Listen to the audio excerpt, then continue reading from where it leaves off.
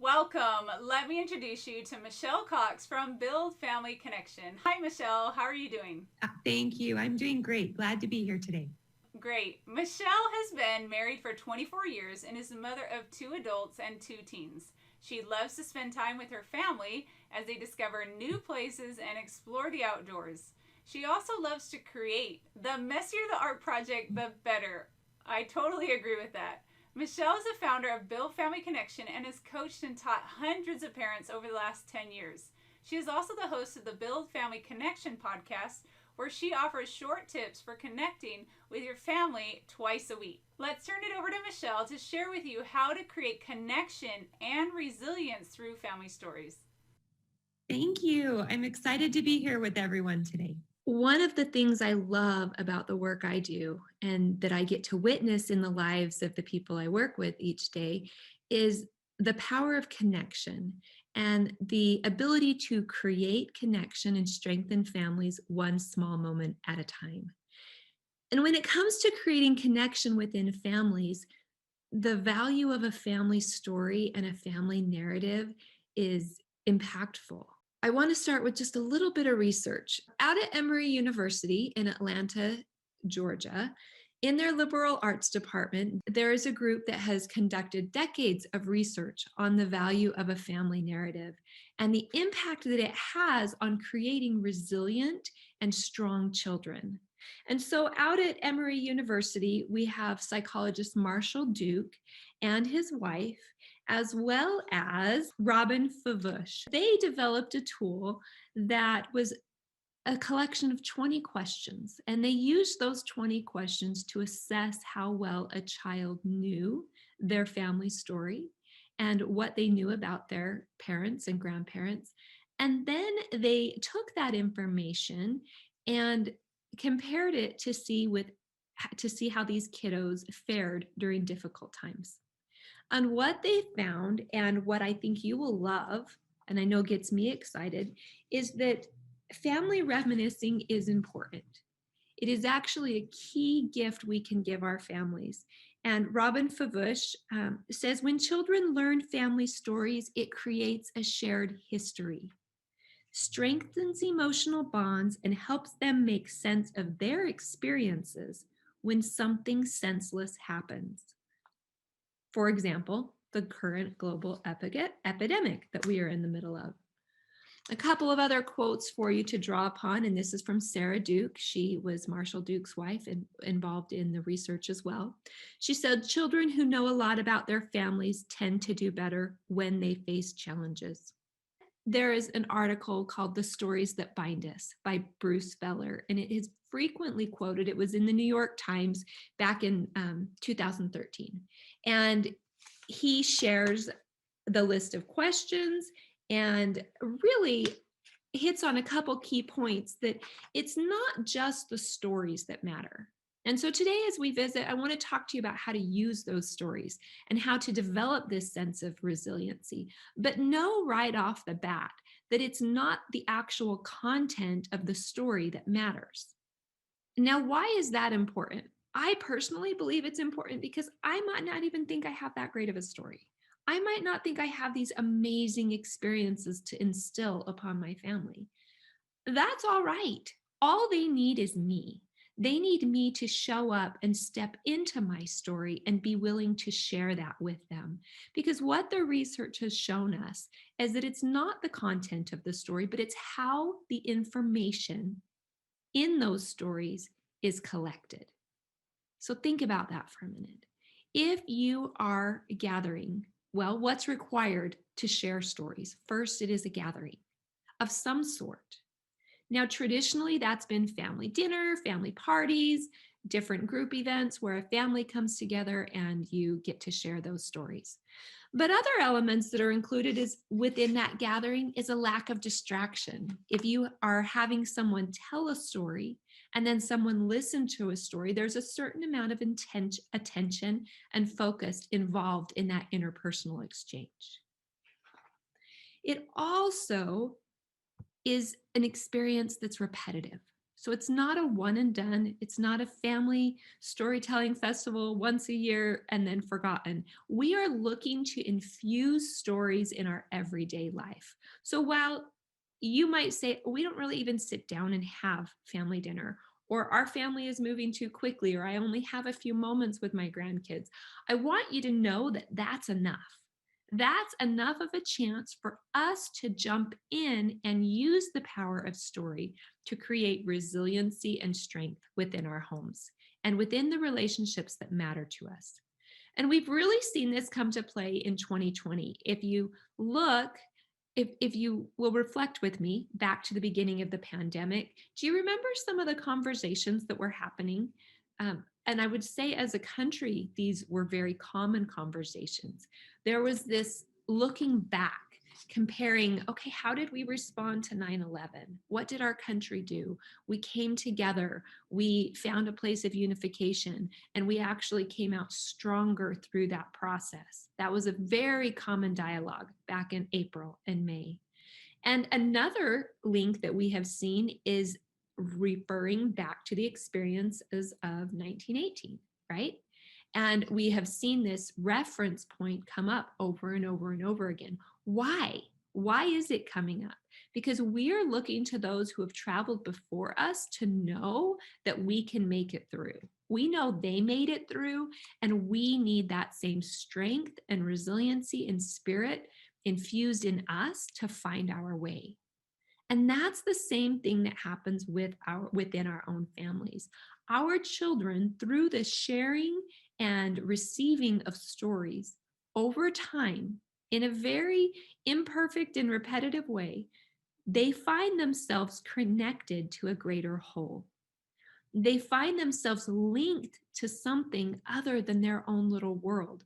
And their points of reference for success in traveling through different times is enlarged. So, how do we do that? One of the things that came out in the research is that different ages need different things. And I love that, because when I think back on my experiences with story within families, they are simple. When you are dealing with a toddler and with an elementary school child, what they need is different than that of an adolescent. And let's not write our adolescents off, because they need the stories just as much, if not more so, to feel linked to a greater whole, a greater community that perseveres and figures things out. So an elementary school child, they need to become familiar with their story. And we can use their stories to help them make sense of the world around them. We can use their stories to help them process emotions that they are experiencing and may not understand. We can use their stories to highlight their individual superpowers and infuse in them a greater sense of self-belief. How do we do that? Can I give you some examples? I want to share some practical favorites of mine. And one, these have to be some of the most treasured papers in my home. They are photocopies from, 20 years ago, of one particular toddler who was turning our life a little bit crazy. He had this innate desire and need to climb. And so if you scan through these pictures real quick, you'll see him on one of those Gorilla Garage shelves. And this was in the same afternoon. I found him there, and you'll have to look. I'll have to get creative to show you. And then I found him here. Notice the chair onto the countertop, onto the top of the sewing machine, all because he wanted what? What was he so determined to get? Oh, looks like I have to turn it back. He was so determined to get a bottle of Ipecac syrup. I don't know why. I don't remember why. But what I know is this kid had to climb. Let me show you one other, and I will link this all together. And it's of him as a baby. And you can see him in his darling little blue sunglasses in both of these. And this little kiddo, when we would take him outside, he had the bluest eyes, and they would just water. they would just water, and he would just have tears streaming down his face all the time. So we found these little kiddo sunglasses for him. Now, why are these stories so important to him? Why are they so important to me? Because during a particular stretch years later, this kiddo was feeling disconnected and separated from our family. And it was hurting all of us. I was hurting. I didn't know what to do for him. I didn't know how to communicate love in a way that he would receive it. And there was so much tension and energy within our home that our hearts were simply struggling. We were struggling to connect. And I will say it was a stroke of inspiration that one day I went and copied these pages from the photo album. Why did I copy them? Because he could have access to them whenever he needed, whenever he wanted, without worrying about something getting ruined or impacted in any way, because odds were he was going to ruin it. I don't know why these pages never ended up torn up, other than the fact that they connected with his heart. And so what happened and how we utilized these simple pages was we told this little boy the stories of his youth over and over and over again. The stories of how he felt, how we felt when we carried him around in those darling blue sunglasses, and the whole world would stop to fawn and adore him. And we would talk about how much we loved those little blue eyes and loved that little baby and kept him close to us, and we showered all the compliments that the people walking by would give us. We would then bestow those upon him at a much later date. He was in first grade when these were such a critical element of our life. We would take those climbing pictures, and may I make a suggestion that as you are telling the stories of a child's life, think about the character traits that you want to emphasize. What are their superpowers, so to speak? It is really easy to think back on stories of this kid's life and call him a terror and call him a disruptor of the peace and have all these negative connotations. But what we had a chance to do as we reshaped and retold these stories over and over again is we got to choose what labels were placed on his little heart and his character. At least we had a chance to offer them. We didn't know what would stick, but they were curiosity, determination, persistence. When that little 2-year-old knew what he wanted and he climbed up on that chair, which came from a course around the kitchen, it was a little bit of a jog for him to get that chair over there. He climbed on the chair, but that wasn't enough. He climbed up onto the counter. How did he do this safely? I have no idea. He had to have had angels watching over him. He then climbed up onto the sewing machine. Look at what a persistent little guy you were. You knew what you wanted and you put your mind to it and you found a solution. That's the story we got to tell him over and over and over again. As a first grader, we could draw upon that story. Hey, do you remember when you wanted that Ipecac so bad? Gross. First of all, who wants Ipecac and why? We have no idea, but you decided you wanted it, and you got after it. How do you do that now? What does that look like now? You're so persistent. You're so determined. That's going to help you figure this hard spot we're in out right now. And we would refer back to those successes and those character traits over and over and over again. And it would get to a point where he would come to me and say, Mom, where are my papers? If they had left his room or something, Mom, where are my papers? And that simple phrase clued me in to know, as a mom, that he needed connection. He was feeling distant from us because he began looking for those stories on his own. He knew them well enough, he could self-soothe with them, but it also alerted me when I saw him with those papers out or I found them in his room later. I knew that I could make a few extra strides to connect my heart with him, whether that was through a story or a hug or a sweet memory or recognizing something that went well in his day.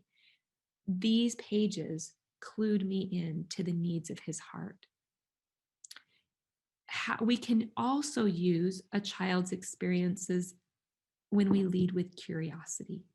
When we ask questions like, this looks like it's been a hard day. Tell me your story. What's your day been like? What did that feel like?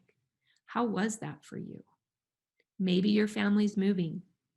Moving can be really tricky. What does your moving story sound like? What does your heart feel? It might feel different than mine. I feel a little nervous. I feel excited. Did you know you could feel nervous and excited at the same time? Tell me your story. And we invite them in and we give them the practice of telling their stories and owning their own experiences. And then we can become listeners. And in that listening space, we honor their voice, we tell them that we trust them, and we have a chance to offer validation. Yeah, that sounds tricky, or that sounds exciting. And we can let them know that we see them and hear them and are willing to meet them in their space right here and now. Now, think about that message being not stated, but sent, right? It's sent through our actions of sharing these stories over and over and over again to a young child living in an uncertain world. The other message that we're sending when we do this is, hey, we've got your back. We love you right here and right now, and we're going to figure this out together because the child knows I am a collection point. I am willing to listen to their stories. I'm willing also to share pieces of my story. Did you know that one time somebody was mean to me at school too? And I felt really sad. So if you're feeling sad because somebody said something mean, I get it. It's as simple as that. That's the level of storytelling an elementary schooler needs. An elementary schooler, is that a word? I don't know. But we can keep the stories simple and create links between the generations as we listen to their stories and then slowly share small and simple stories from our lives that relate to what they are struggling with or what they're experiencing. You know, one time I got sick when I was a little kid and we didn't know how I was going to get better. And I remember feeling really nervous, but my mom sat by me and she put a cold cloth on my forehead and she took care of me and I was okay. And I want you to know that if you're not feeling good, I'm going to be here with you. And I'm going to put a cool cloth on your forehead and I will hold you and I will stay with you, just like my mom did with me. So we offer those simple inserts and historical stories from our life to help the child create a reference point of comfort and confidence. Another tool that I love, I shared examples from a photo album. We have a pile of printed, I do love printed photos because the people can access them when you and your phone aren't around. But we have a random pile. These are not organized. These are photos that got printed out and just stuck in a pile.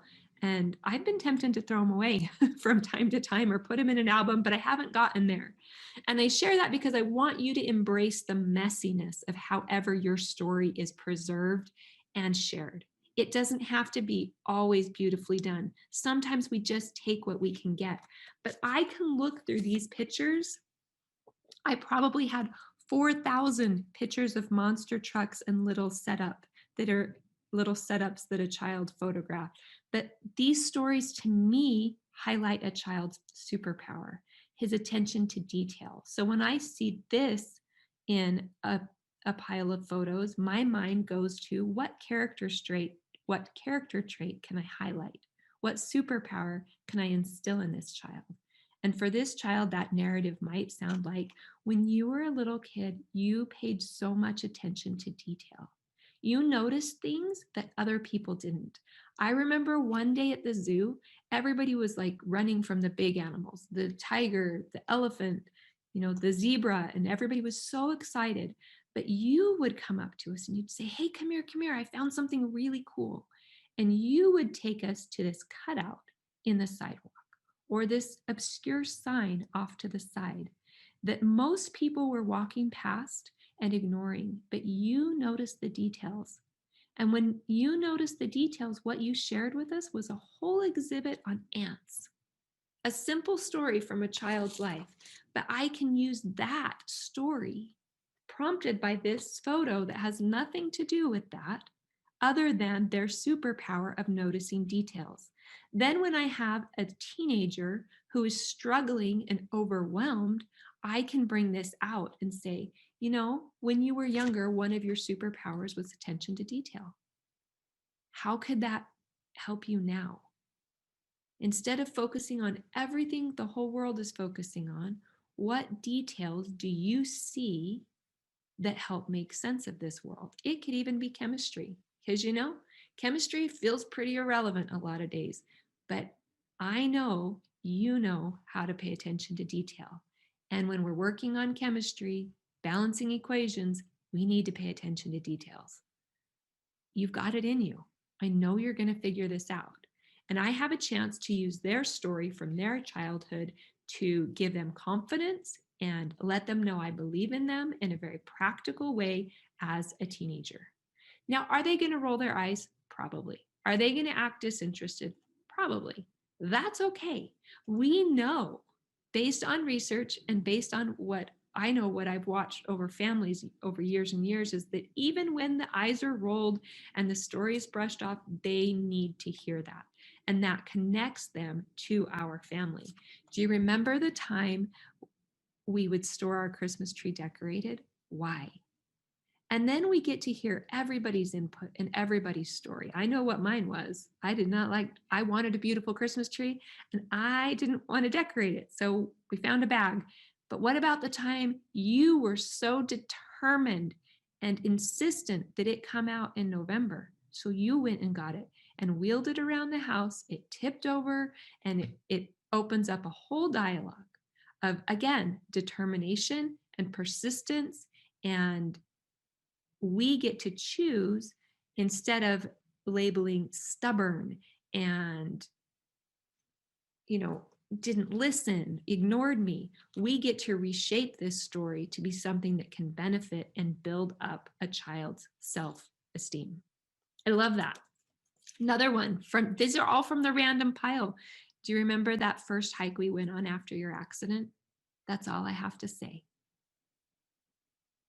Yeah, this is kind of like that.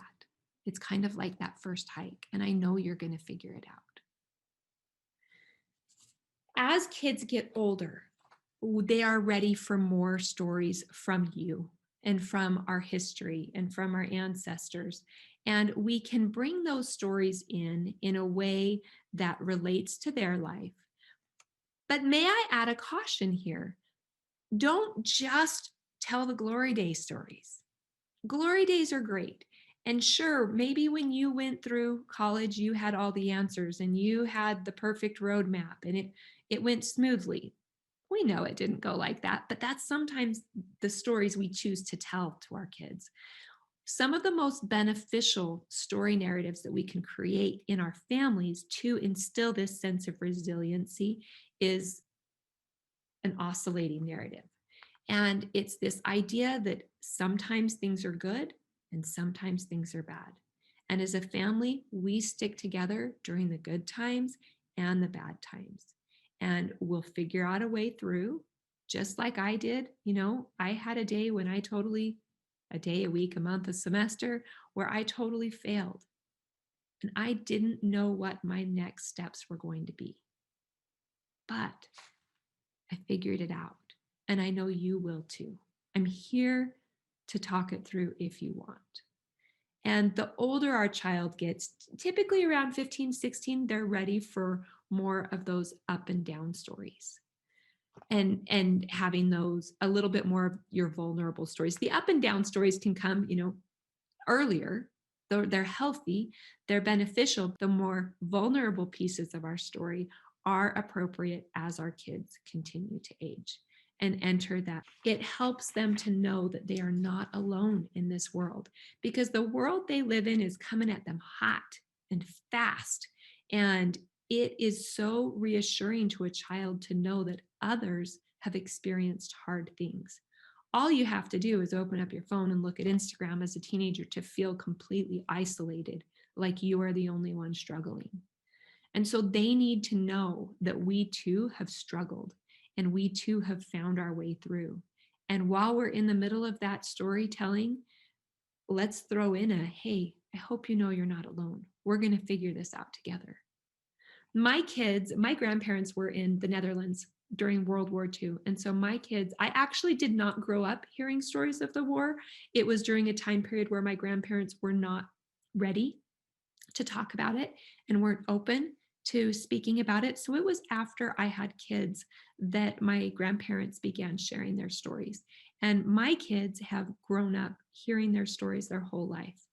And most recently, we discovered that when the war was over, the Americans had not yet come in to liberate the prisoners of war. My grandfather was taken from the Netherlands. He was kept in a German camp and was forced to make bombs that would then be dropped on his home country. And so the Americans had not come and liberated those individuals yet, but word was out that they were coming.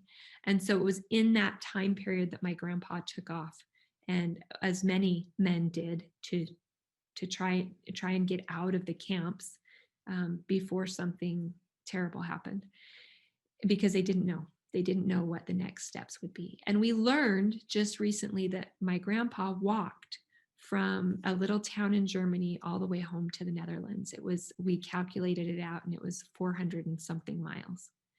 And that story has made such an impact on my older children, knowing that, first of all, it blew all of our minds, right? We live in a world of privilege, and we have cars and airplanes, and can barely even fathom a time period where the trains weren't running.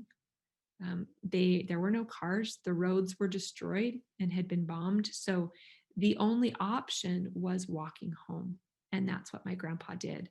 And I think what struck my kids the most was hearing the nonchalant and matter-of-fact manner in which my grandma shared that story. And it's a story that we can reference now.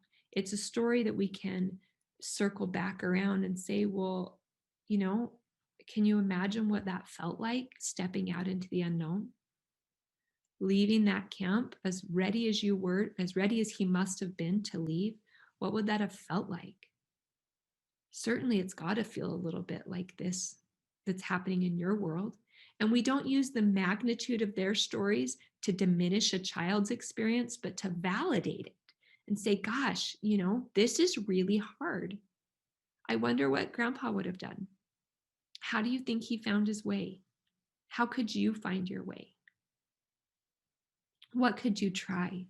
What have you tried already? And we lead with an air of curiosity rather than this sense of constant knowing the answers. But we invite discussion when we lead with curiosity and conversation.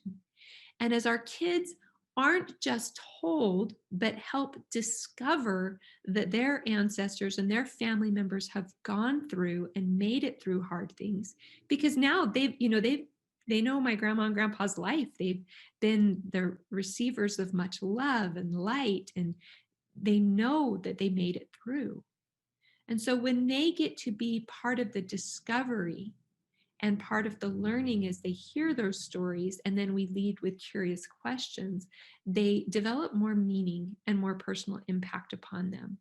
I have a child who is serving a mission for our church right now, and he recently reached out to me and said, hey, could you send me a digital copy of this book from Grandma and Grandpa? He said, I need some of their stories right now. This is hard. And I think it would be fun to see how they made it through their hard times. Okay, there you go. I could not have asked for anything more. And we did send that off to him. And this child did. And that link was created as these stories were shared and as the highs and lows of their experiences were shared. Thank you, Michelle. That was incredible. There is so much that I learned, and I know that there is so much I can do better in telling those stories and recalling those stories of my children to help them throughout their life. Now, if people wanted to reach out to you online, what's the best way to connect? Probably the easiest place to find me is on the Build Family Connection podcast, and that's on Apple Podcasts and Spotify. And my website buildfamilyconnection.com or Instagram on Build Family Connection. Make sure you go to Build Family Connection and get connected with Michelle on her podcast and learn all you can from her to help build a stronger family and that resilience through stories. Thank you for having me. Pleasure to be here.